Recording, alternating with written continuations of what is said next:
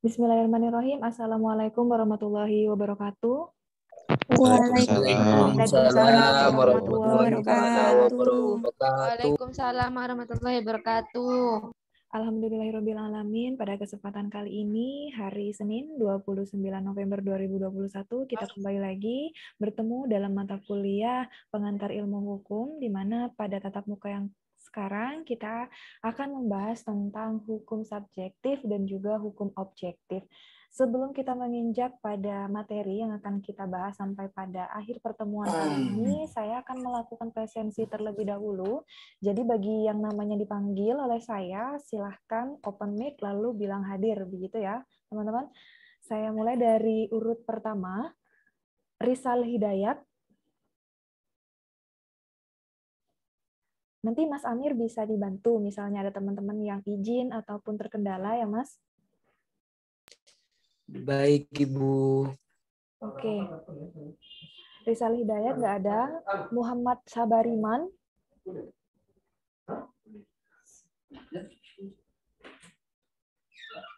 Rafika Ayu Meidianti. Hadir, Bu. Oke, hadir. Moh Agus Herdi. Fitri Annisa Putri. Hadir, Bu. Nazilatul Fajriani. Hadir, Ibu. Nazilatul. Hadir. Fitria Damayanti. Hadir, Bu. Moh Fikri Abrori. Berhenti nih ya. Iya, Ibu. Oke.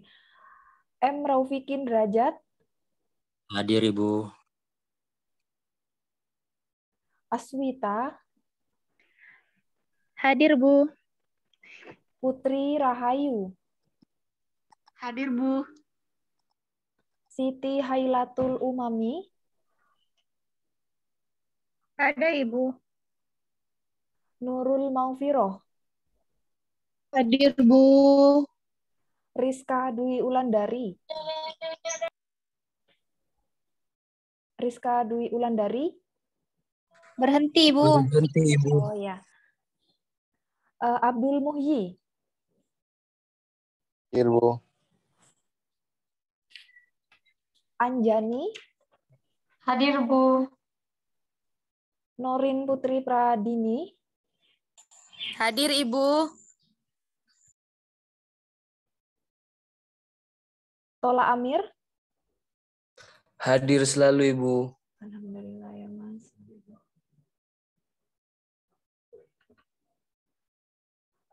RA Wanda Sari Sakina. Hadir, Bu. Ahmad Wafi. Nggak ada ya. Berhenti, Ibu. Oh, ini berhenti ya Mas? Berhenti. Iya, Ibu, berhenti. Tommy Mustafa. Hadir, Bu. Kutsia. Hadir, Ibu. Siti Hamida. Hadir, Ibu. Ilin Safira Ilahi. Hadir, Ibu. Novebri Agus Firdaus. Novebri Agus Firdaus. Oke, Ahsanul Holikin. Hadir, Bu. Rizky Amalia. Hadir, Bu. Indirwa Syahbana. Hadir, Bu. Hadir. Siti Fatimah Irawati.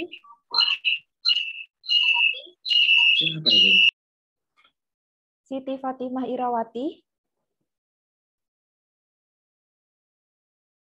Hendra Lesmana. Hadir, Bu. Hadir, Bu. Oke, Imam Syafi'i.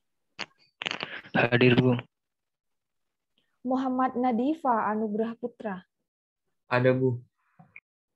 Retno Dwi Febri Anggraini. Hadir, Ibu. Muhammad Zain Habibi. Hadir, Bu. Ahmad Nur Fauzi. Hadir, Bu. Fahrezi. Hadir, Bu. Moh Nurul Fakih. Hadir, Bu. Agnes Putri Monika Chandra, Hadir, Bu. Anisyah Nur Radiah, Hadir, Bu. Wulan Safitri, Hadir, Bu. Dewi Nurdiana, Hadir, Bu. Sofyan Ferdiansyah, Sofyan, Hadir, Ibu. oke. Ali Wasi, Ali Wasi, Hadir, Bu. Rahadian Nizar Akbari, Hadir, Bu. Khairul Rizal, Waris Dipli Arianto, Hadir, Bu. Fitrian Nur Wahyudi, Hadir. Mohsarofil Umam,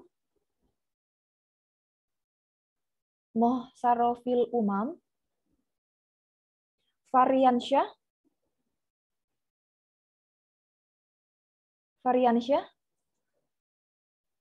Bagus Ari Dwi Purwanto, Hadir, Bu. Melati Vanessa Herman, Hadir, Ibu. Faikul Mufid, Hadir, Bu. Daniel Hasbi Wicaksono. Berhenti, Bu. Oke, terima kasih. Ada yang belum saya panggil, teman-teman? Saya tadi terkendala jaringan. Moh Agus Khairul- Serdi, Bu. Atas nama siapa, Mas? Moh Khairul Agus Rizal. Kurniawan. Khairul Rizal. Lalu siapa? Moh Agus Serdi Kurniawan, Bu. Moh Agus Herdi Kurniawan. Saya juga, Ibu. Terima kasih. Moh Agus ini NPM-nya belakangnya berapa, Mas? Absen nomor di bawahnya Rafika Ayu, Bu. Absen nomor? 15 belakangnya. Absen nomor 2. Oh, Moh Agus Herdi ya. Iya, Bu. Lalu siapa lagi? Novebri Agus Firdausi, Bu. Novebri, oke. Sudah, tidak ada lagi? Tidak ada lagi teman-teman yang belum saya panggil? Oke, kalau tidak ada, saya langsung ke materi pada hari ini. Di sini kita akan membahas tentang hukum subjektif dan juga hukum objektif. Jadi di sini teman-teman tidak hanya hukum subjektif ataupun hukum yang bersifat subjek dan juga hukum objektif. Di sini juga teman-teman harus memahami dari kedua unsur ini. Pada hakikatnya yang dikatakan sebagai hukum yang objektif, kita mulai dari hukum yang objektif terlebih dahulu. Hukum objektif ini merupakan peraturan hukum yang ditujukan terhadap setiap orang yang berkepentingan dan memberikan hak jaminan perlindungan. Jadi hukum objektif ini isinya ataupun substansinya yang terkandung di dalam hukum objektif ini adalah peraturan hukum yang mengatur hubungan antara dua orang atau lebih. Hubungan antara sesama masyarakat, hubungan antara masyarakat dengan masyarakat, dan juga hubungan masyarakat dengan negara. Hubungan antara sesama, misalnya antara masyarakat dengan masyarakat, antara subjek hukum yang satu dengan subjek hukum yang lainnya, baik itu subjek hukum yang bersifat Natterlek ataupun subjek hukum buatan atau subjek hukum reh personnya. Nah, di sini teman-teman bisa memahami nanti di mana perbedaan antara hukum objektif dengan hukum subjektif. Nah, hukum objektif ini titik tekannya ataupun titik tumpunya itu ada pada normanya. Jadi aturannya. Nah, jadi aturannya ini ditujukan terhadap setiap orang di mana di dalamnya itu yang berkepentingan dan memberikan hak jaminan perlindungan. Nah, hukum objektif ini ada dalam suatu negara yang berlaku secara umum. Artinya, berlaku secara umum itu adalah hukum objektif ini sudah secara legal disahkan, dibuat oleh para legislatif atau oleh para pembuat undang-undang untuk mengatur seluruh tatanan masyarakat, baik itu yang bersifat private ataupun yang bersifat publik. Dan artinya ini dapat berlaku bagi seluruh masyarakat di dalam suatu negara tertentu. Dan yang kedua, hukum objektif ini tidak mengenal orang ataupun golongan tertentu. Artinya di sini tidak ada yang dipandang bulu ataupun dipandang khusus dalam suatu undang-undang tertentu. Misalnya nih ya, misalnya seperti saat sekarang ini. Sekarang kan Undang-Undang Nomor 11 Tahun 2020 kan sudah dinyatakan inkonstitusional bersyarat. Nah, kemudian MK mengatakan ataupun memutuskan hasil vonis dari putusan MK itu bahwa Undang-Undang Omnibus Law atau Undang-Undang Cipta Kerja ini dirasa apakah ini merupakan undang-undang baru, undang-undang pencabutan, ataupun undang-undang yang bersifat perubahan. Nah, kemudian ketika MK memberikan vonis ataupun putusan terhadap gugatan yang diajukan oleh beberapa orang, di situ saya ada 5 penggugat yang dilakukan secara class action di sini. Nah, dari kelima penggugat itu sebenarnya di sini ada hak-hak yang merasa dirugikan oleh adanya ataupun disahkannya Undang-Undang Nomor 11 Tahun 2020 itu. Nah, kemudian undang-undang ini berlaku dirasa hanya memihak terhadap salah satu pihak, misalnya pihak investor. Nah, ada beberapa pihak ataupun beberapa oknum yang merasa dengan disahkannya Undang-Undang Nomor 11 Tahun 2020 ini hanya memihak golongan-golongan tertentu, khususnya golongan ekonomi ke atas ataupun golongan-golongan investor itu. Jadi dikatakan sebagai hukum yang objektif adalah hukum yang tidak mengenal golongan-golongan tertentu, artinya semua sama di mata hukum. Nah, yang ketiga, hukum yang berlaku secara umum di suatu negara. Jadi artinya ini sudah bersifat publik dan ini dapat berlaku dan diterapkan kepada siapapun tanpa terkecuali. Nah, tidak mengenal orang atau golongan tertentu itu maksudnya berlaku untuk seluruh masyarakat dalam suatu negara. Tidak hanya mengatur hubungan antara orang-orang tertentu saja. Jadi semuanya, mulai dari masyarakat kelas atas sampai masyarakat kelas bawah, artinya masyarakat kelas atas adalah masyarakat yang memiliki ekonomi ataupun pendapatan per kapitanya itu yang tinggi dengan pendapatan per kapita yang rendah, itu semuanya sama di mata hukum. Contoh dari hukum objektif itu adalah KUHP. Nah, ataupun kitab Undang-Undang Hukum Perdata. Nah, dari kedua KUHP ini kan merupakan salah satu kitab yang digunakan di Indonesia sebagai pedoman dalam hukum pidana dan juga dalam hukum perdata. Kalau hukum pidana kita menggunakan KUHP dan dalam hukum perdata kita menggunakan KUH Perdata atau Bahlek Book. Nah, di sini mereka ini KUHP, KUH Perdata atau BW ini disebut sebagai hukum objektif. Jadi hukum yang objektif ini adalah hukum yang mengatur tentang normanya, isinya ataupun substansinya. Nah, di sini hukum objektif ini terbagi menjadi beberapa golongan. Antara lain yang pertama, ini berdasarkan sumbernya, berdasarkan isinya, berdasarkan kekuatan berlakunya, berdasarkan daerah kekuasaannya, dan berdasarkan pemeliharaannya. Dikatakan ini berdasarkan sumbernya. Misalnya, hukum objektif ini yang berdasarkan sumbernya ini yang seperti apa? Ya, hukum objektif yang digolongkan berdasarkan sumbernya. Teman-teman di sini sudah mengetahui ya bahwa yang termasuk dalam sumber-sumber hukum itu ada apa saja. Ada yang masih ingat sumber hukum itu ada apa saja? Undang-undang kayak gitu ya. Selain itu, Mas. Jurisprudensi, Bu. Oke. Salah satunya adalah jurisprudensi, doktrin, hukum kebiasaan atau adat. Kebiasaan. Ada lagi? Ada. Hukum traktat, Ibu. Traktat. Traktat, perjanjian. Ada lagi?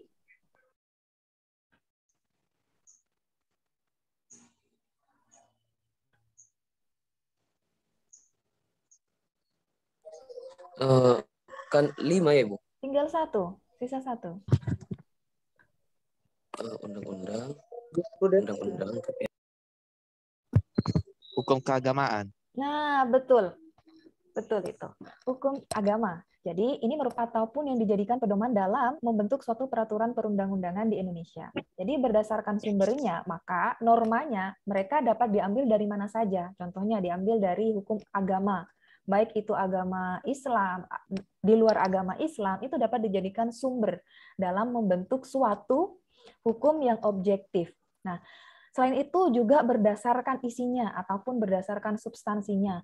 Berdasarkan isinya ataupun berdasarkan substansinya ini tidak terlepas dari apa yang dilakukan di dalam masyarakat itu, artinya das sollen dan das sein-nya. Nah, selain itu juga ada berdasarkan kekuatan berlakunya.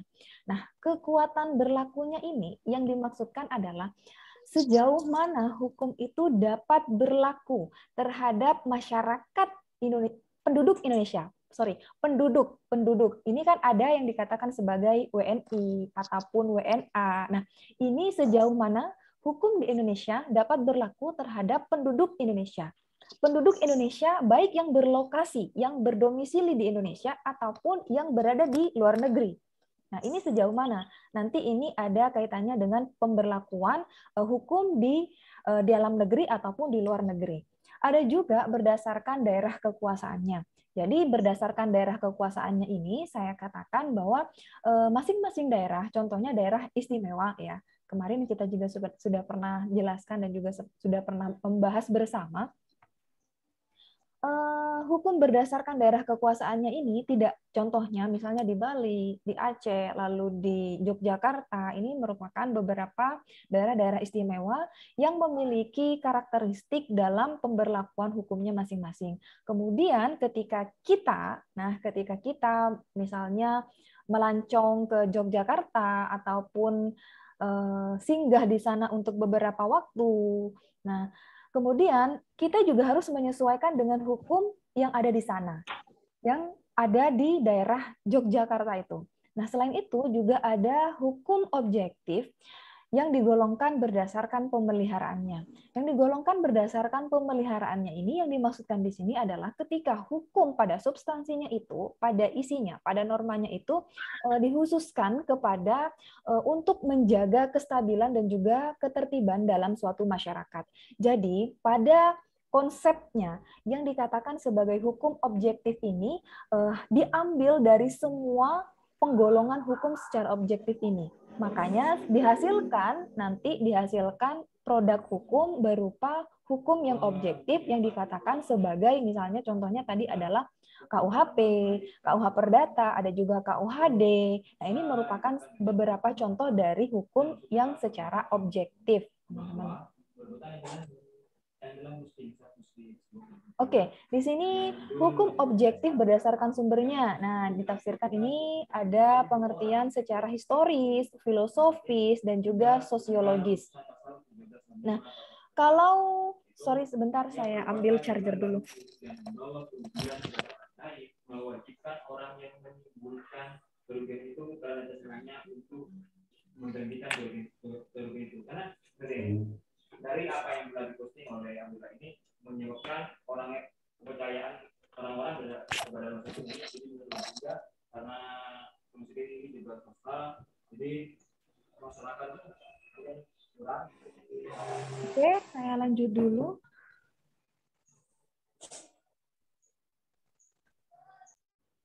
Nah, hukum objektif berdasarkan sumbernya ini dapat ditafsir dari beberapa pengertian ya. Yang pertama ini ada historis, filosofis, sosiologis. Ini merupakan beberapa penafsiran ataupun hukum objektif berdasarkan sumbernya itu. Kalau sumber hukum dalam pengertian historis ini adalah berdasarkan sejarahnya. Jadi berdasarkan sejarahnya misalnya bahwa KUHP ini merupakan kitab undang-undang yang diturunkan ataupun dihasilkan dari Belanda. Karena berdasarkan historisnya ataupun berdasarkan sejarahnya, Belanda ini pernah menjajah Indonesia di mana para penjajah ini sambil ataupun sembari membawa hukum yang ada di Belanda untuk diterapkan juga di Indonesia. Jadi sumber hukum ini secara historis ini juga diambil berdasarkan pengertian secara historisnya. Dan yang kedua, ini ada sumber hukum dalam pengertian filosofisnya. Nah, berdasarkan filosofisnya ini tentunya tidak terlepas dari grand norm kita, yaitu Pancasila, falsafah bangsa Indonesia. Dalam filosofis bangsa Indonesia, dari kelima sila Pancasila itu, kita jabarkan lagi dalam konstitusi kita, dalam UUD 1945, baik itu di pembukaannya, ataupun di preambulnya, ataupun di beberapa pasal yang telah dituangkan di dalam konstitusi itu. Itu dapat dijadikan sebagai pedoman ataupun sumber bahan yang digunakan dalam menciptakan hukum secara objektif di Indonesia. Selain itu juga ada pengertian secara sosiologisnya. Nah, ini yang dimaksud saya, dasolan dan daseinnya. Secara sosiologis, ini tidak terlepas dari perilaku masyarakat, perkembangan masyarakat.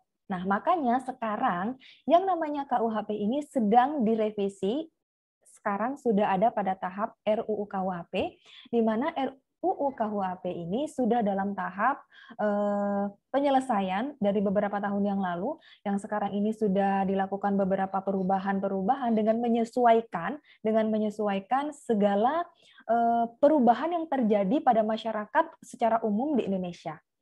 Nah, berdasarkan isi hukumnya ini ada hukum publik ataupun hukum privat, di mana hukum publik ini kita mempelajari tentang sifat-sifat hukum yang berlaku secara general ataupun secara publik, di mana ini kaitannya adalah dengan masyarakat secara umum, bukan dengan P2P, bukan dengan pribadi dengan pribadi. Jadi ini sifatnya adalah publik. Dan juga berdasarkan kekuatan berlakunya adalah sanksi hukumnya, di mana misalnya sanksi hukum ini berlaku untuk masyarakat di dalam ataupun di luar negeri ketika penduduk Indonesia itu, kan kadang ada kasusnya seperti ini. WNA melakukan tindak pidana pembunuhan terhadap WNI di negara Indonesia.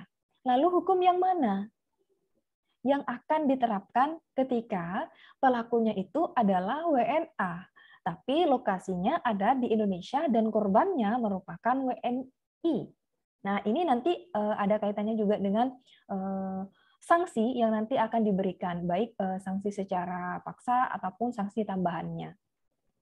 Nah, selain itu berdasarkan daerah kekuasaannya ini ada yang berlaku secara nasional, ada yang hanya berlaku secara regional saja, ada juga secara internasional, adapun secara asing. Yang tadi saya contohkan bahwa di daerah-daerah istimewa, contohnya di Yogyakarta ataupun di Bali ataupun di Aceh, ini tidak akan berlaku di luar daerah itu ketika mereka tidak berada di daerah Yogyakarta misalnya.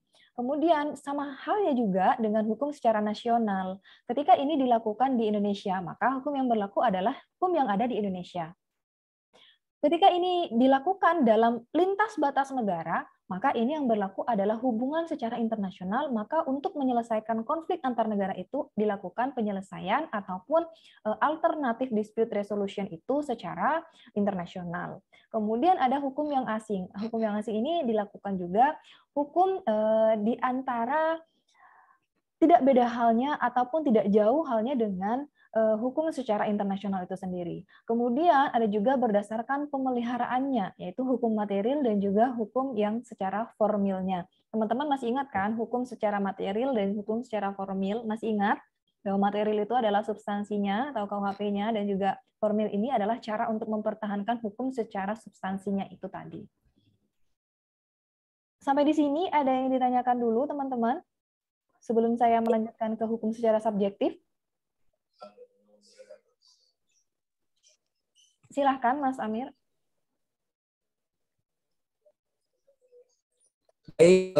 Assalamualaikum warahmatullahi taala wabarakatuh. Waalaikumsalam warahmatullahi wabarakatuh. Saya mau sedikit bertanya, Ibu, bagaimana apabila WNI atau warga negara Indonesia melakukan tindak pidana seperti pembunuhan atau pemerkosaan dan lain sebagainya di luar negeri gitu. Apakah yang digunakan peraturan-peraturan atau hukum yang diberikan kepada sang pelaku itu, yaitu yang berlaku hukum Indonesia atau hukum luar negeri? Mungkin hanya itu saja. Terima kasih. Terima kasih pertanyaannya, Mas Tola Amir. Nah, ini terkait dengan pemberlakuan hukum ya. Pemberlakuan hukum ini ada beberapa yang perlu diperhatikan oleh teman-teman. Di sini mungkin teman-teman sudah ada yang menempuh hukum negara. sudah pernah menempuh atau sedang di semester 1 ini? Hukum negara, Ibu. Hukum kewarganegaraan gitu? Belum, Ibu. Belum ya? Nah, jadi di dalam hukum kewarganegaraan ini ataupun teori negara hukum ini ada yang dikatakan sebagai teori ataupun teori pemberlakuan hukum suatu negara. Di dalam teori ini menyatakan bahwa ada beberapa stelsel, ya, beberapa stelsel, baik itu stelsel aktif maupun stelsel pasifnya. Nah, selain itu, di dalam pemberlakuan hukum di dalam suatu negara itu, ini ada yang bersifat teritorial. Nah, yang dipertanyakan Mas Amir, kita gunakan teori secara teritorial. Nah, artinya yang digunakan adalah berdasarkan lokasinya ataupun berdasarkan tempat dilakukan suatu tindak pidana. Maka ketika itu terjadi di Indonesia, maka yang berlaku adalah hukum yang ada di Indonesia. Seperti itu. Nah, kemudian bagaimana ketika pelakunya itu adalah orang luar negeri, maka itu harus menyesuaikan dengan hukum yang ada di Indonesia. Karena ini sudah merupakan yurisdiksi wilayah Indonesia. Yurisdiksi ini merupakan kekuasaan hukum dalam menerapkan hukum tertentu. Ya, bisa dipahami. Jadi Indonesia ini, setiap negara, tidak hanya Indonesia, setiap negara pasti memiliki yurisdiksinya. Nah, yurisdiksi hukum ini berlaku apabila hal tersebut dilakukan di dalam ruang lingkup daerah ataupun negaranya. Jadi negara ini memiliki kedaulatan penuh dalam menerapkan hukum-hukum yang berlaku di negara tersebut selama itu terjadi di negara mereka.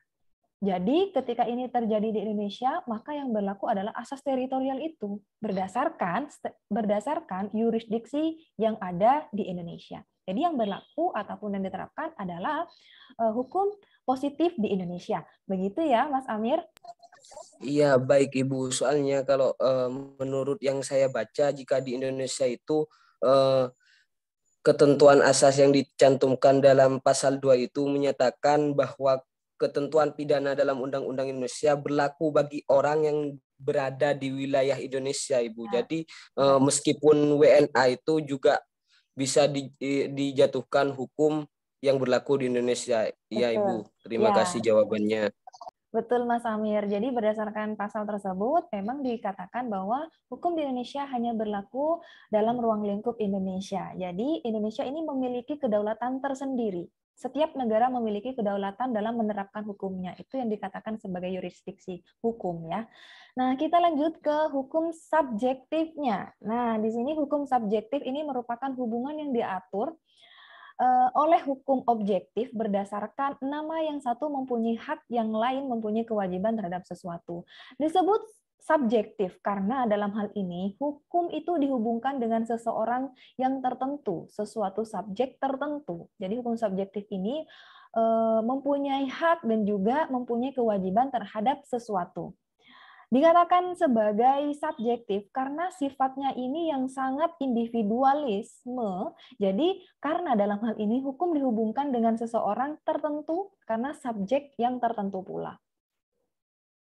Nah, di sini hubungan antara hukum subjektif dan juga hukum objektif ini, hukum objektif dan subjektif ini berhubungan erat di antara keduanya.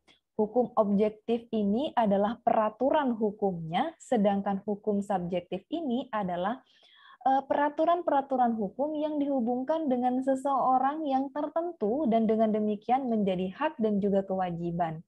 Dengan perkataan lain, hukum subjektif itu timbul karena adanya hukum objektif. Jadi karena hukum objektif yang beraksi itu melakukan dua pekerjaan pada satu pihak yang memberikan hak dan pada pihak yang lain melekatkan kewajiban. Jadi saya tekankan di sini, perbedaan hukum subjektif ini, hukum subjektif dan hukum objektif ini apa ya, kalau hukum subjektif ini, apa yang dilakukan kita sebagai person, sebagai subjek hukum. Nah, kita melakukan sesuatu berdasarkan apa yang telah dituangkan di dalam hukum objektif. Contohnya seperti ini. Hukum objektif di dalam pasal 1320 BW.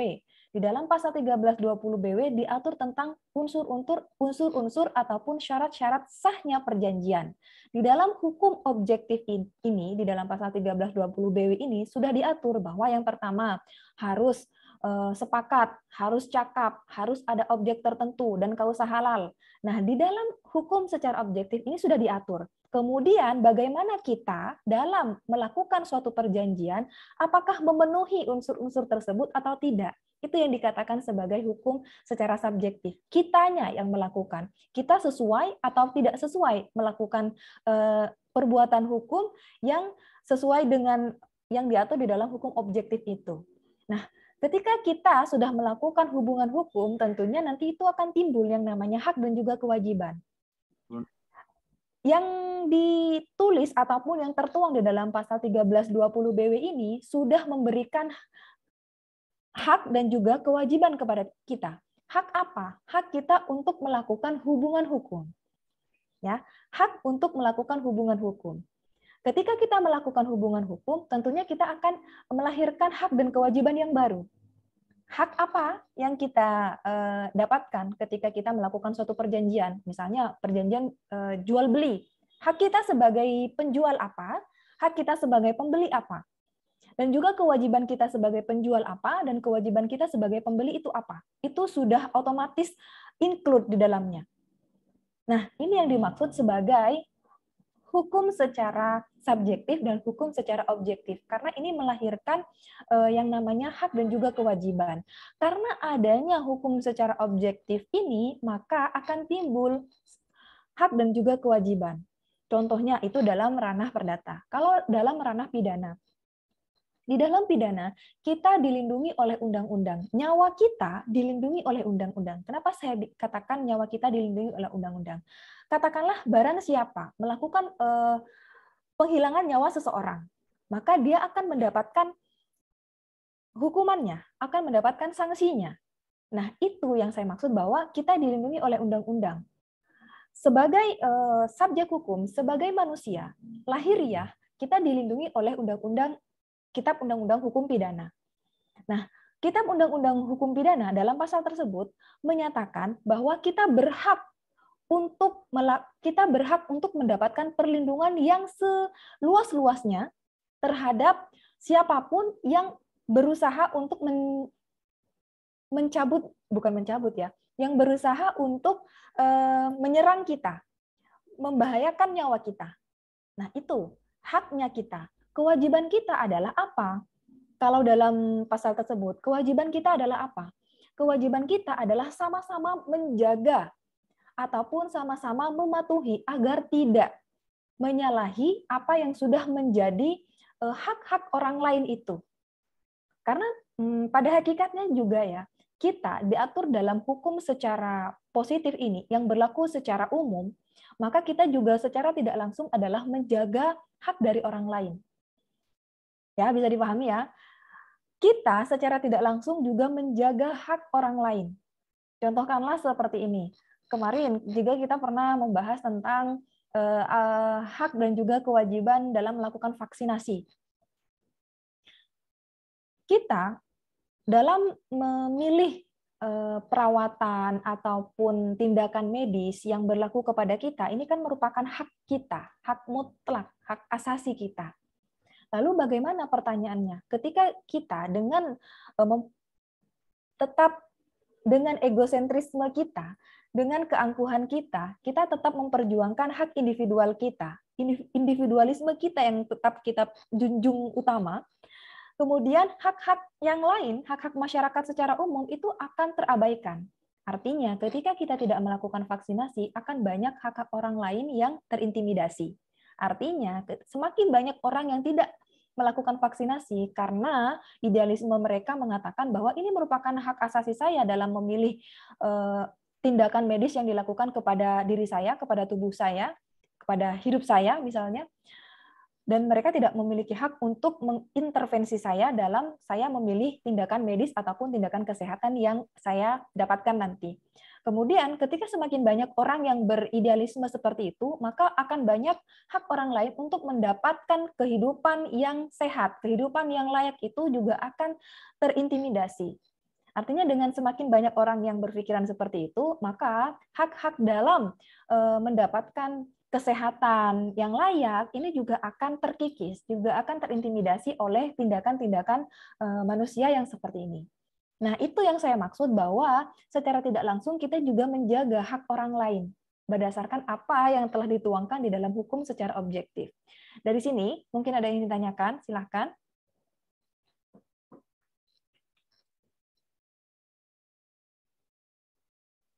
Ya, silahkan Mas Amir.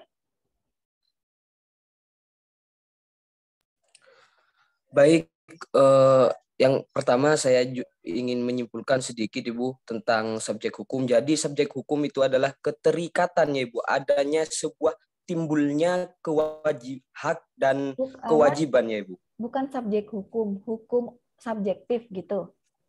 Oh, hukum subjektif. Jadi kalau subjek hukum jadi itu kan orangnya. Iya. Jadi perbuatannya ya Ibu. Betul, iya. Jadi perbuatan, iya, saya mengerti Bu. Dan juga apakah itu juga berlaku terhadap misalkan seperti kan subjek hukum seperti pembuat hukum itu juga berlaku ya Ibu. Bukan cuma kepada kita itu. Jadi begini Mas, misalnya kita dalam melakukan analisis putusan ya, kita melakukan analisis putusan, di situ kita diwajibkan untuk menentukan di mana unsur subjektifnya, kalau ini dalam ranah pidana ya, di mana unsur subjektifnya dan di mana unsur objektifnya. Di dalam unsur objektif kita harus merinci unsur-unsur yang dilanggar di dalam pasal pembunuhan. Harus itu adalah orang, yang melakukan itu adalah orang, nggak boleh itu yang melakukan adalah kuda, burung, itu nggak boleh, ya kan? Harus jelas itu adalah orang. Yang kemudian itu harus ada niat. Nah, niat ini merupakan unsur dari subjektif, karena ini bersifat subjek, kita yang melakukan. Lalu di dalam pasal pembunuhan itu ada juga dilakukan pencabutan nyawa, misalnya, pencabutan nyawa, ataupun dilakukan usaha dalam menghilangkan nyawa seseorang. Adanya tindakan, adanya kesalahan, tidak adanya alasan pemaaf. Ini merupakan unsur-unsur secara objektifnya. Ini sudah diatur ya. Nah, kemudian unsur-unsur subjektifnya apa? Dia itu ada mens rea-nya. Ini yang dilakukan. Lalu, apa yang melatar belakangi orang tersebut melakukan kejahatan itu apa? Misalnya ada unsur paksaan, ataupun ada tipu muslihat, ataupun apa sehingga seseorang menyebabkan dia itu menusuk orang tersebut dengan pisau. Apakah dia ada suatu kondisi yang overmah, ataupun dia dalam keadaan tertentu ataupun kondisi tertentu sehingga dia harus menusuk orang itu sebagai bentuk perlawanan atau perlindungan diri. Misalnya seperti itu. Ini merupakan unsur-unsur di dalam hukum subjektif. Jadi apa yang melatar belakangi kita dalam melakukan sesuatu itu, dalam melakukan tindak pidana itu. Begitu, Mas. Oh iya Ibu, paham Ibu. Ada lagi yang lain? Berarti hukum subjektif itu timbul dari hukum objektif ya Ibu? Betul sekali. Dengan adanya hukum objektif, maka hukum subjektif itu mengikuti, Mbak. Jadi ada nanti yang namanya hak dan kewajiban berdasarkan hukum objektif itu. Diaturnya hukum objektif, maka juga akan menimbulkan hak dan kewajiban kita sebagai warga negara untuk mengikuti ataupun mentaati aturan yang diatur di dalam hukum objektif itu.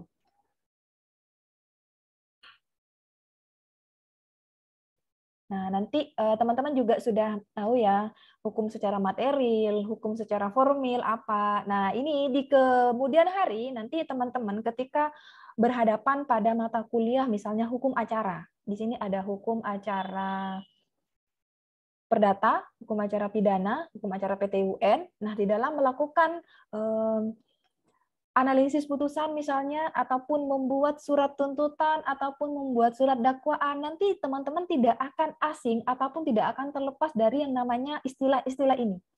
Istilah hukum objektif, hukum subjektif, unsur objektif, lalu yang kemarin materialnya, ataupun formilnya, hukum formil dan hukum materialnya, maka ini akan sangat berguna sekali ketika teman-teman nanti kemudian di semester 2, 3, dan selanjutnya menempuh mata kuliah yang semakin privat, semakin khusus. Karena di pengantar ilmu hukum ini, kita kan tentunya mempelajari dasar-dasarnya ya. Kemarin kita mempelajari beberapa golongan ilmu hukum, lalu fungsi hukum dan masyarakat, bagaimana hubungan hukum dengan masyarakat, lalu juga ada sumber-sumber hukumnya, lalu hukum secara dasar lalu hak dan kewajiban kita sebagai subjek hukum apa. Nah, di sini juga tidak terlepas dari hal itu, maka mahasiswa Fakultas Hukum ketika nanti sudah pembidangan, ya artinya sudah memilih teman-teman ini fokusnya di mana? Minatnya di mana? Mau di HTN, mau di perdata, ataupun mau di pidana. Nanti oleh dosen wali akan dibimbing untuk mengikuti ataupun menempuh mata kuliah sesuai minatnya. Biasanya ini di semester 3 sudah peminatan. Artinya peminatan memang tidak ditulis secara normatifnya, memang tidak ditulis secara normatifnya ini bahwa ini jurusan pidana, ini jurusan perdata, tidak. Tapi kita itu dilihat berdasarkan mata kuliah yang kita tempuh. Nah, di sini biasanya kalau dalam mata kuliah yang kita tempuh itu sudah merupakan mata kuliah wajib. Nah, kalau mata kuliah wajib ini memang wajib diikuti. Artinya seperti hukum pidana, hukum perdata itu merupakan mata kuliah wajib yang diikuti. Baru nanti kemudian diikuti oleh mata kuliah yang lainnya. Nah, mata kuliah yang lainnya ini ada mata kuliah pilihan, misalnya hukum pajak, lalu hukum tata ruang, hukum laut. Nah, nanti di situ ini merupakan peminatan tersendiri yang disesuaikan dengan, yang kemudian nanti disesuaikan dengan tugas akhir ataupun skripsinya. Nah, mulai dari semester 3 nanti pola pikir teman-teman akan ditata. Teman-teman akan lebih minat di mana? Di legalnya, ataupun di penyusunan legal draftingnya, di keperdataannya, silahkan nanti disesuaikan dengan minat teman-teman. Jadi mulai dari sekarang saya rasa sangat berfungsi sekali kalau teman-teman sudah mulai memikirkan nantinya saya akan fokus kemana. Kalau misalnya teman-teman di sini masih bingung Ibu mau menentukan yang mana, mungkin bingungnya itu mungkin tanpa alasan. Nah, bingungnya tanpa alasan ini artinya masih meraba terkait hukum ini.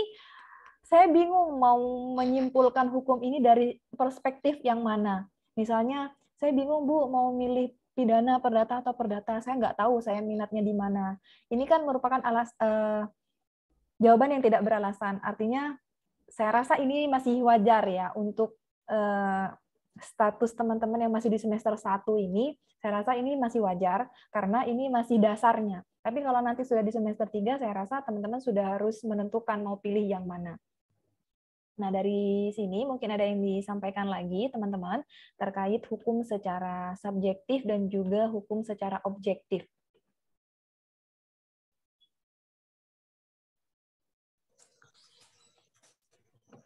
Silahkan langsung. Ibu. Ya. Oh, baik, misalkan gini Bu, ada seorang penjual dan ada seorang pembeli. Dan di sana pasti ada, setelah seseorang itu kan, pasti setiap orang mempunyai sebuah kebutuhan.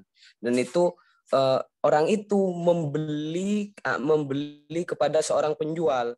Nah, itu akan timbul sebuah hak dan kewajiban. Apakah hak dan kewajiban itu yang dimaksud dengan subjektif hukum. Hukum subjektif. Iya, Mas. Jadi di dalam hukum subjektif. Di dalam hubungan hukum itu kan antara pembeli dan penjual itu kan namanya yang dikatakan hubungan antara penjual dan pembeli itu namanya kan hubungan hukum. Implikasinya apa? Adalah akibat hukum. Akibat hukumnya apa? Mereka harus memenuhi prestasi masing-masing. Yang penjual harus menyerahkan barangnya, dan yang pembeli harus menyerahkan bayarannya atau uangnya. Nah, itu sudah menjadi aturan yang telah diatur di dalam pasal 1320, misalnya di dalam pasal 1320 itu adanya unsur secara subjektif dan juga unsur secara objektif ini merupakan unsur subjektif ini sifatnya adalah dapat dibatalkan, ataupun unsur secara objektif ini adalah batal demi hukum. Nah, ketika ini dilakukan oleh anak di bawah umur dan ini sepakat, ini dapat dibatalkan ketika salah satu pihak itu merasa bahwa oh, ini harus dibatalkan karena saya melakukan perjanjian dengan anak di bawah umur. Ini dapat dibatalkan oleh salah satu pihak. Ketika unsur secara subjektif ini tidak terpenuhi. Kemudian hukum secara objektif ini di dalam pasal 1320 BW ini adalah batal demi hukum. Artinya batal demi hukum adalah ketika kita melakukan suatu perjanjian tapi ini tidak memenuhi unsur objektifnya, artinya unsur dapat dibatalkan demi hukum ini, maka secara hukum ini tidak sah. Perjanjian ini tidak sah dan ini tidak menimbulkan akibat hukum. Artinya antara kedua belah pihak ini tidak wajib untuk melakukan prestasinya karena ini berdasarkan hukum ini sudah tidak legal. Artinya misalnya hukum itu tidak jelas, objek tertentunya itu tidak jelas, baik itu berupa barang berwujud, bergerak ataupun barang tidak berwujud, itu tidak jelas. Kemudian kausa halal. Nah, kausa halal ini harusnya ya yang tidak bertentangan dengan prinsip-prinsip di dalam masyarakat, ataupun kausa halal ini tidak dilarang oleh undang-undang. Misalnya kita tidak melakukan perjanjian jual beli orang, jual beli narkoba, itu tidak boleh. Jadi itu perjanjian semacam itu adalah perjanjian yang batal demi hukum. Jadi ini tidak terpenuhi unsur-unsur objektifnya.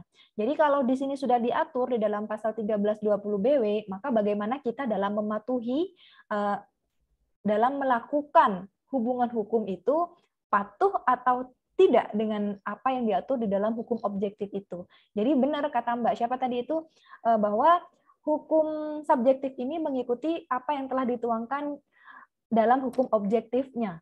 Seperti itu, Mas Amir. Baik Ibu, terima kasih.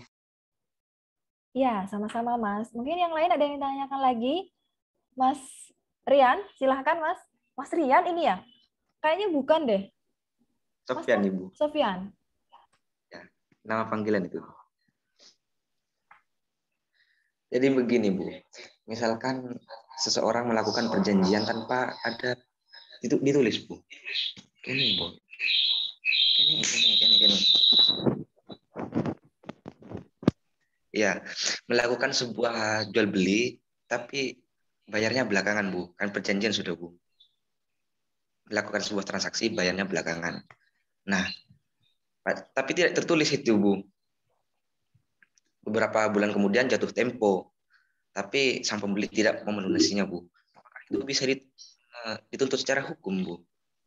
Sedangkan itu tidak tertulis, Bu, perjanjiannya, Bu. Ya, terima kasih. Sudah, Mas Sofyan? Iya. Oke, terima kasih Mas Sofyan pertanyaannya. Jadi di sini itu bukan perjanjian jual beli, Mas. Kalau seperti itu namanya perjanjian hutang piutang. Kalau perjanjian jual beli itu adalah itu langsung dibayar saat itu juga. Jadi kalau yang dimaksud oleh Mas Rian itu perjanjian hutang piutang. Jadi barangnya itu diserahkan terlebih dahulu dan membayarnya itu di akhir atau berdasarkan kurun waktu yang telah ditetapkan oleh masing-masing pihak. Aduh. Nah, saya lanjutkan jawaban saya. Kemudian bagaimana Ibu ketika ini dilakukan di bawah tangan? Artinya di bawah tangan itu adalah tanpa dilakukan perjanjian secara tertulis. Nah, perjanjian hutang piutang ini yang terjadi di masyarakat ini saat sekarang ini dan mungkin dari dulu hingga sekarang masih berlangsung ya. Berhutang di toko itu banyak sekali yang dilakukan, apalagi dilakukan oleh ibu-ibu misalnya. Nah, ini biasanya tidak dilakukan secara tertulis, hanya by lisan, hanya secara ucapan. Dan ini terjadi, dan ini adalah real kenyataan terjadi di masyarakat. Lalu, Ibu gimana caranya ataupun bagaimana prosesnya ketika ini mau dilakukan pemenuhan prestasi. Ya, dilakukan pemenuhan prestasi. Berdasarkan pasal 1320 BW, perjanjian hutang piutang ini adalah sah. Sah, ini adalah perjanjian. Dan ini otomatis akan menimbulkan akibat hukum. Apa akibat hukumnya? Akibat hukumnya adalah mereka berdua yang memberikan, yang berpiutang dan yang berhutang itu harus sama-sama memenuhi prestasinya. Lalu bagaimana jika prestasi tersebut tidak terpenuhi? Nah, di dalam hukum perdata, nanti kita akan mempelajari secara dalam di dalam hukum perdata, saya jelaskan secara pokok-pokoknya saja. Di dalam hukum perdata, dalam seseorang melakukan wan prestasi, konsekuensi hukumnya yang didapatkan ataupun akibat hukumnya yang didapatkan dari kita melakukan wan prestasi itu adalah batalnya perjanjian tersebut. Ada juga harus membayar ganti rugi. Lalu ini berdasarkan perjanjian ya, berdasarkan perjanjian yang dilakukan di awal. Nah, ketika ini sudah dilakukan wan prestasi misalnya oleh pihak yang berhutang, bahwa ini tidak segera membayar ataupun sudah jatuh tempo, padahal ini sudah ditagih ya, padahal ini sudah ditagih. Kalau misalnya ini orangnya yang berpiutang ini mau mengkasuskan ini melalui jalur litigasi, ini bisa. Tergantung nanti bagaimana pembuktiannya. Karena di dalam hukum ini adalah bagaimana kita membuktikan bahwa ini merupakan suatu perbuatan hukum. Artinya, bagaimana nanti di depan hakim ataupun di dalam acara peradilan itu, kita dapat membuktikan bahwa ini benar-benar terjadi perjanjian hutang piutang. Macam-macam alat bukti, bisa teman-teman lihat sendiri, macam-macam alat bukti ini ada apa saja? Ada barang bukti, ada persangkaan, ada saksi ahli, ada bukti petunjuk yang lainnya. Nah, bukti petunjuk yang lainnya ini bisa kita lihat dari misal ada saksi ya, ada saksi juga, ada saksi ahli. Kita bisa dapatkan dari saksi. Misalnya di situ pada saat melakukan hutang piutang ada pihak yang menyaksikan atau pihak yang melihat kita melakukan perjanjian hutang piutang itu dapat dijadikan saksi. Bagaimana kronologisnya? Mereka dihadirkan di pengadilan. Bisa. Lalu bagaimana nanti cara kita membuktikannya lagi? Misalnya kita punya catatannya, punya nota-notanya dan lain sebagainya. Nanti bagaimana caranya kita saja Mas membuktikan di depan hakim bahwa ini benar-benar terjadi dan dia benar-benar melakukan prestasi misalnya seperti itu. Nah, itu adalah jalur yang digunakan, itu adalah penyelesaian yang digunakan melalui jalur litigasinya. Ada juga penyelesaian yang dilakukan di luar litigasi. Artinya penyelesaian sengketa secara alternatifnya atau ini melakukan melalui arbitrase, melalui mediasi, afiliasi, konsiliasi, ini banyak sekali macamnya arbitrasi, penyelesaian sengketa di antara kedua belah pihak, tapi ini biasanya terjadi pada skop yang lebih luas. Artinya tidak hanya hutang piutang yang skala kecil, artinya ini hutang piutang yang sudah skala besar, baik korporasi ini sudah Mas, kalau penyelesaian sengketa alternatif. Tapi pada kenyataannya di masyarakat, justru yang berhutang itu kadang lebih ganas ya daripada yang memberikan hutang. Nah, ini solusinya adalah bagaimana nanti kita cara menyelesaikannya di dalam menagih hutang itu, misalnya melalui surat penagihan hutang, itu kan ada. Nanti ada caranya itu surat penagihan hutang. Meskipun kita di awal tidak melakukan perjanjian hutang piutang itu menggunakan secara tertulis, tapi bagaimana nanti kita cara membuktikannya kalau kita itu tidak mempunyai bukti secara tertulis, itu dapat semakin memperkuat kita di hadapan hakim. Silakan Mas Amir. Baik Ibu, saya boleh menyanggah sembari bertanya Ibu tentang apa yang ditanyakan oleh Mas Sofyan. Lah, misalkan Ibu gini Ibu. Lah, ada seseorang yang berhutang kepada saya Ibu. Lah setelah itu orang itu yang berhutang misalkan sekitar kalau dinominalkan sekitaran 1 juta. Pas orang itu setelah itu ibu gila. Lah orang itu mengalami depresi karena banyak utang atau gimana dan lain sebagainya. Soalnya pada realitanya sudah ada ibu. Lah pas orang itu gila atau ya pura-pura tidak tahu ibu. Tapi kalau di sini gila beneran, pas itu bagaimana ibu cara menagih hutangnya itu bagaimana ibu? Dan anaknya itu masih SD ibu. Mungkin hanya itu saja. Terima kasih. Terima kasih Mas Amir. Ini realita yang cukup unik ya Mas. Ini benar-benar gila katanya. Jadi yang seperti itu, saya jawab dari yang pertama dulu. Bagaimana ini terjadi ketika hutang piutang ini terjadi ketika dia dulu masih belum gila.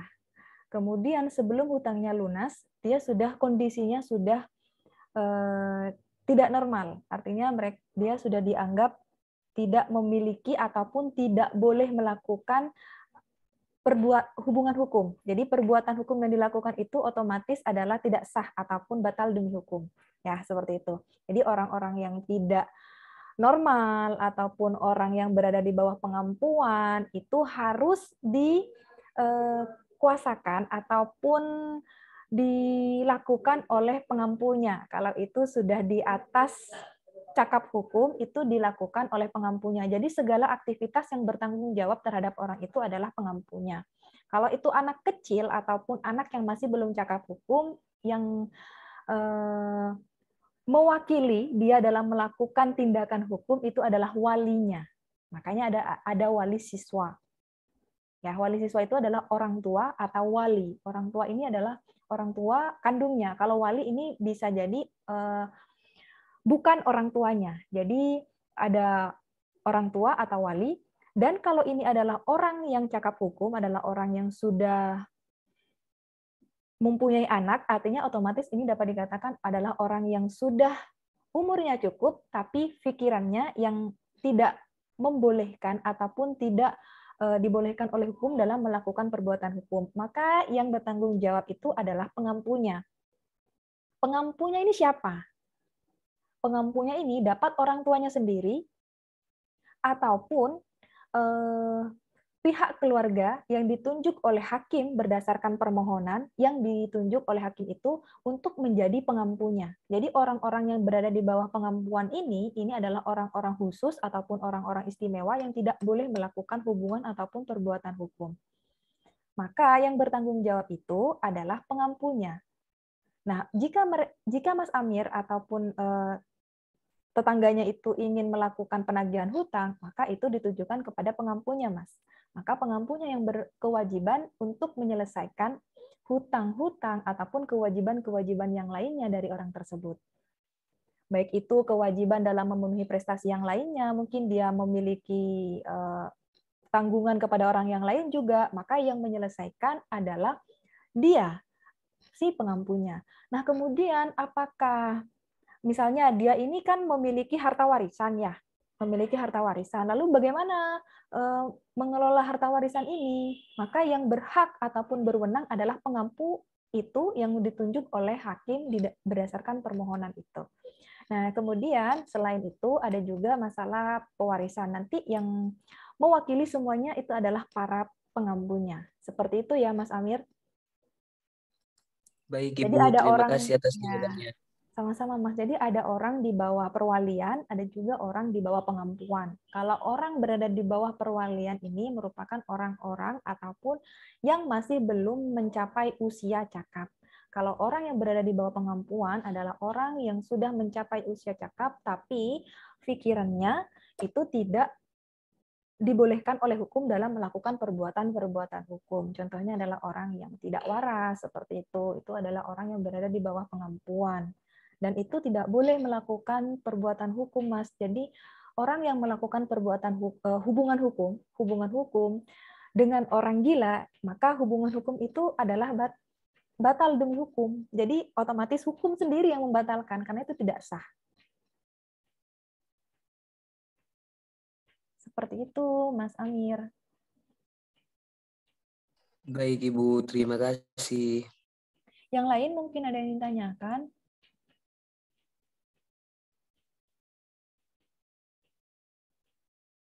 Oke, yang raise hand ini siapa?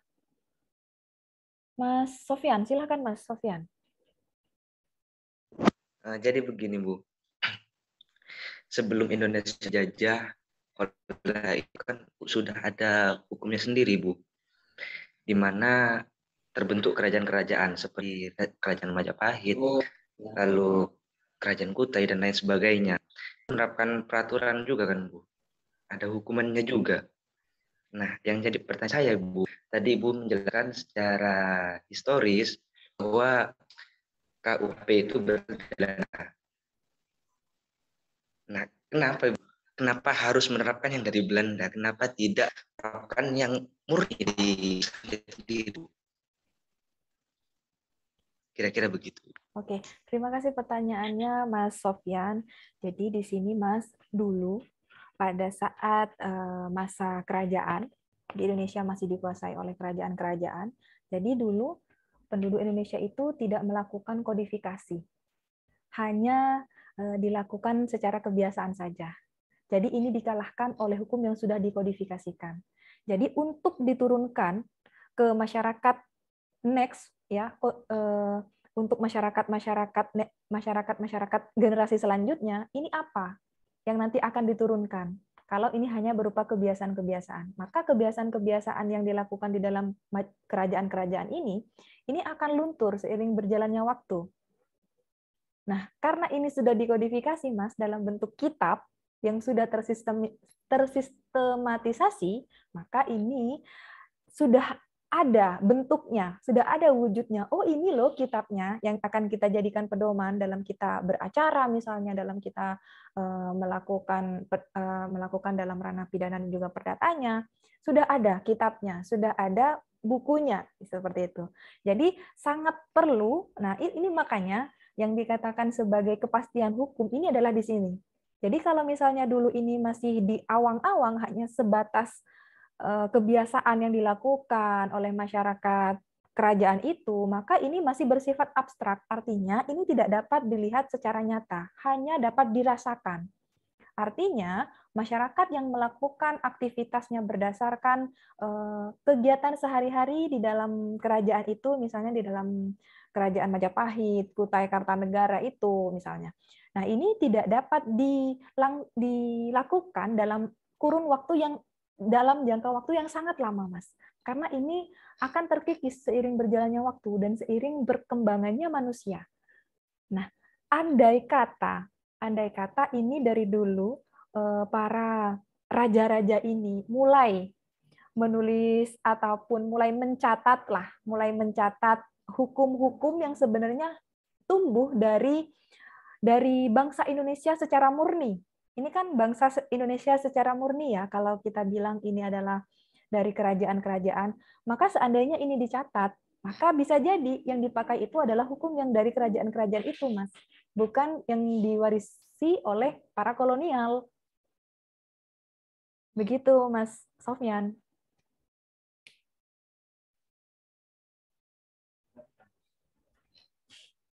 Ada lagi yang ingin ditanyakan?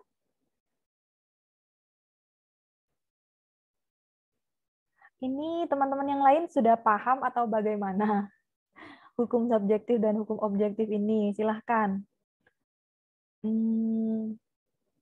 Ya, Mas Amir dan Mas Sofyan lagi, silahkan. Sebenarnya saya tidak mau nanya Ibu. Bagaimana Mas ya? Enggak, cuma sekedar mau bilang kepada teman-teman agar on cam dan aktif di forum ini. Dan yang kedua, ya saya ingin menanya Ibu. Tapi saya ingin menanya satu kali lagi dan nanti biar teman-teman lainnya yang nanya. Yang pertama, Ibu tadi mengatakan bahwasannya hukum secara historis sejarah di Indonesia, kerajaan-kerajaan Indonesia itu katanya Mas Sofyan sudah ada hukumnya atau sudah menerapkan hukum tapi tidak dalam bentuk suatu undang-undang atau terkodifikasi dalam suatu komplikasi tertentu gitu. Lah, terus Ibu, bagaimana tentang hukum khususnya di Amerika, yaitu Anglo-Saxon yang tidak tersusun secara sistematis dan tapi juga ada di sana hukum tertulis tapi tidak terkodifikasi itu, Ibu. Apakah itu tidak maksimal dalam penerapan atau dalam menegakkan sebuah keadilan di negara itu, Ibu? Mungkin hanya itu. Terima kasih. Baik, terima kasih pertanyaannya Mas Amir. Jadi ini adalah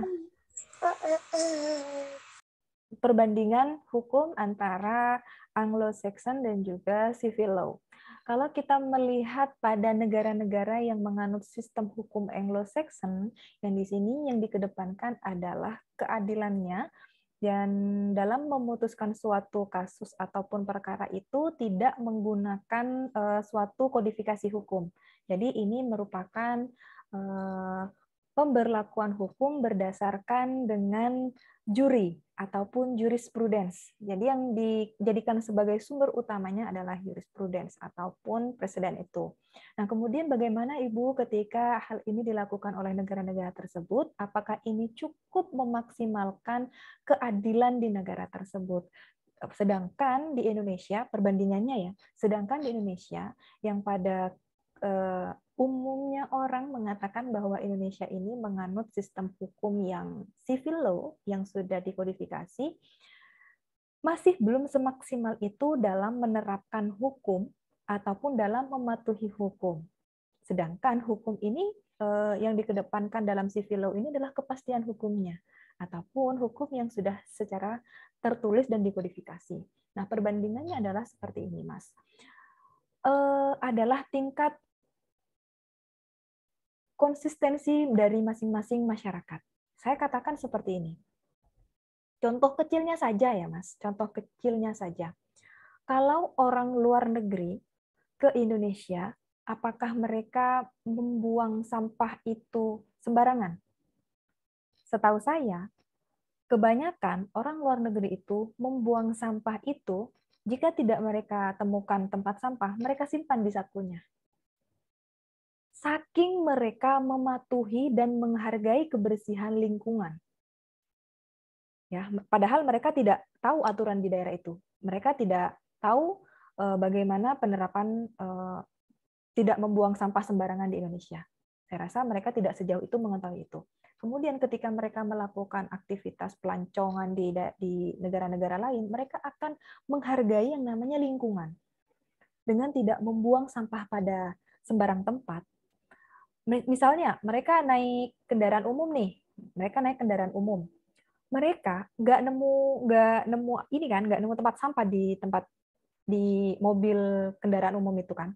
Mereka simpan sampah itu di dalam tasnya. Mereka lebih rela mengotori tasnya sendiri daripada mengotori tempat itu. Kita lihat di contoh sederhananya itu saja. Dan kita bandingkan dengan kita. Kita membuang puntung rokok saja itu sembarangan. Tidak, meskipun ada tempat sampah sekalipun, seolah-olah itu tidak ada, seolah-olah itu abstrak gitu loh, nggak kelihatan yang namanya tempat sampah itu. Saking magernya kita untuk membuang sampah pada tempatnya. Kemudian ketika ini diterapkan kepada kita mematuhi aturan-aturan hukum yang lainnya. Kita mau mematuhi hukum yang tidak tertulis. Bagaimana? Ketika itu tidak tertulis, lalu tidak ada sanksinya. Apalagi tidak ada sanksinya. Nah, kita diatur dengan hukum yang sudah berkepastian, artinya sudah dituliskan, sudah dicatat, sudah dikodifikasi, kita masih saja banyak ataupun tinggi tingkat pelanggarannya. Dan bandingkan dengan di luar negeri, mereka sangat menghargai lingkungan misalnya. Dengan mereka adanya putusan hakim terdahulu dan itu dijadikan sebagai jurisprudensi dalam memutus suatu perkara, mereka akan mengikuti itu seterusnya. Misalnya hubungan antara laki-laki dengan laki-laki yang dilegalkan di negara itu akan menjadi pedoman bagi kasus-kasus serupa itu di negara Anglo-Saxon.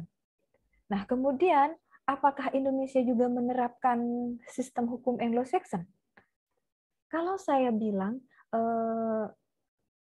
Indonesia saat ini pada tahap keduanya. Jadi tidak mutlak atau tidak sepenuhnya civil law dan tidak sepenuhnya Anglo-Saxon.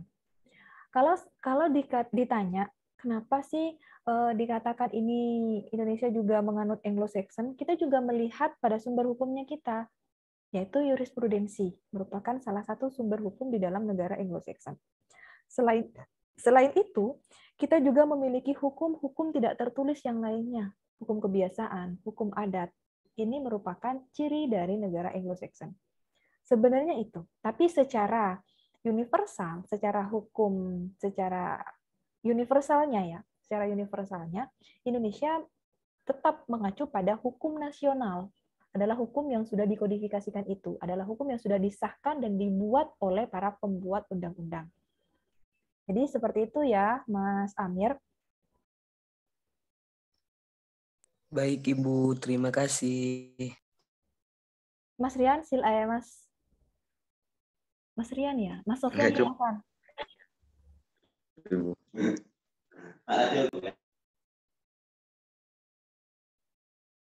Gimana Mas? Ada yang ingin disampaikan atau bagaimana? Atau teman-teman yang lain juga ingin menyampaikan pendapatnya meskipun nggak bertanya? Yang lain Ibu. Antara paham dan tidak paham atau penjelasan saya yang sulit dipahami?